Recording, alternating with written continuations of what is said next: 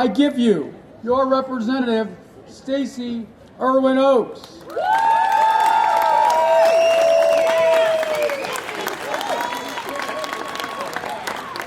Good afternoon. First of all, thank you for being here today and thank you for representing. I want to give a big, hearty applause for the individuals who organized this event. This was a grassroots effort and we appreciate it.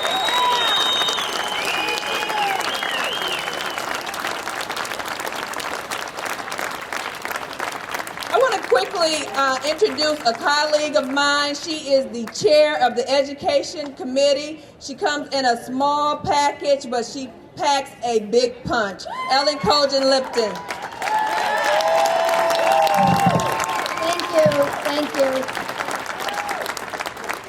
Good afternoon to everyone. I just want to quickly introduce the colleagues behind me. We call ourselves affectionately the Dem Education Warriors because we are fighting every day for the future of public education. Representative Sam Singh, Representative Ruby Hobbs, Representative Harvey Santana, Representative Adam Zemke, who serves with me on the Democratic Education Task Force, Representative Andy Shore on the task force as well, Representative Doug Geis, also on the task force, Representative Gretchen Driscoll, Representative Charlie Smiley, Representative Tom Cochran, Representative Charlie Brunner,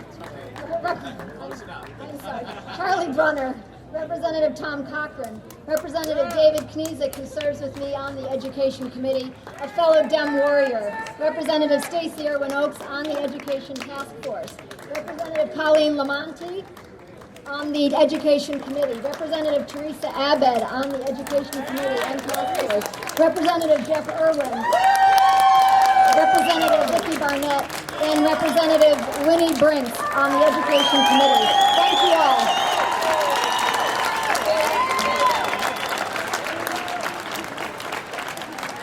I've done a FOIA request of the EAA, and all of those documents are on inside the EAA.com. Please have a look. There's all kinds of information. We've made it keyword searchable for everyone to look at. Please have a look. There will be more documents coming once I file my lawsuit to get the documents that they denied. I told you she packed a mean punch. Again, that's inside the EAA.com. And I got to tell you that as a state representative, you should be able to request documents. As a citizen of this state, you should be able to FOIA documents without being charged. Ellen Kogan-Lipton paid $3,000 of her own dollars to make sure you know what's going on with the EAA.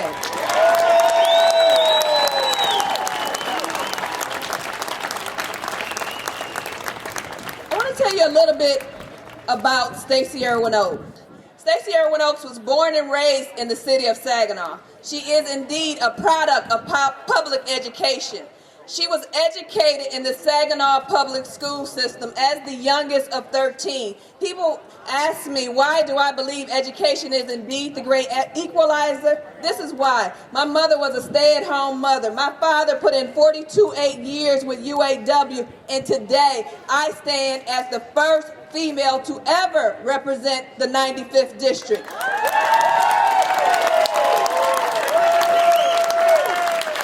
But how many of you know it was not because it's just me? It was because of that good education that I received from the Saginaw public school system. And because of that education, guess what? I can read, I can write, and I know what's going on here in Lansing is a violation of the Constitution.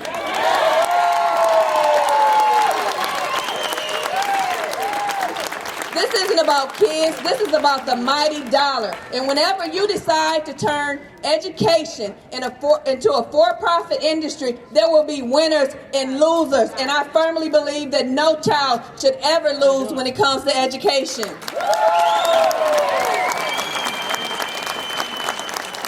The bill that we passed last week started off on Tuesday. It applied to the entire state. On Wednesday, it applied to part of the state. By Thursday evening, it applied to Buena Vista Township and Inkster, and that is wrong.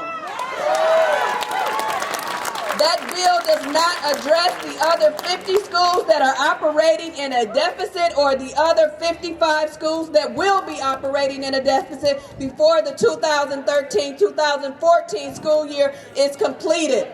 We know that indeed is egregious, and we need to address the real issue. And the real issue is not just the teacher. As a former educator, as one who stood in the classroom, I know all the problems that the students show up with did not happen inside of that classroom.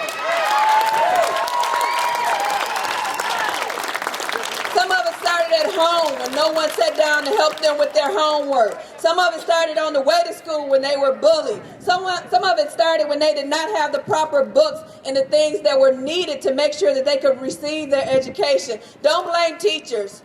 It's not about blaming the teachers. It's about doing what's right for the kids. Let's hear kids come first. Kids come first. Kids come first. Kids come first. Kids come first. Kids come first. And I want you to know that it hurt me to my heart to hear my colleague refer to whether it was special interest or kids as pigs or hogs. Are you kidding me? I served on the Agriculture Committee, and when I spoke with farmers, they said, a pig doesn't gain weight just by weighing it. At some point, you got to feed the pig. Kids just don't get educated by testing them. At some point, we got to educate these kids and stop utilizing tests that are unproven, that are undocumented. But I'm living proof that a public education works, it has worked, and it can continue to work. And finally, I say to you, I've been asked several times, where is Buena Vista? Where is Buena Vista?